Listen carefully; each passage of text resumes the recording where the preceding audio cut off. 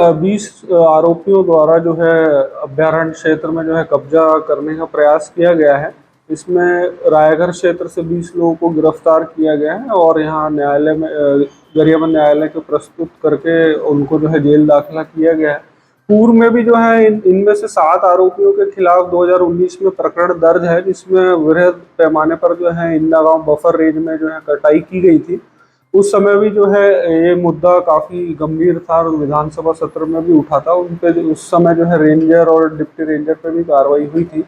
और अभी जो है उन्होंने ज्यादा कटाई नहीं की है, उसी क्षेत्र में फिर से जो है करना चाह रहे थे कब्जा, तो उसी समय जो है हमारी टीम ने संज्ञान लेते हुए इन पर कार्रवाई की है।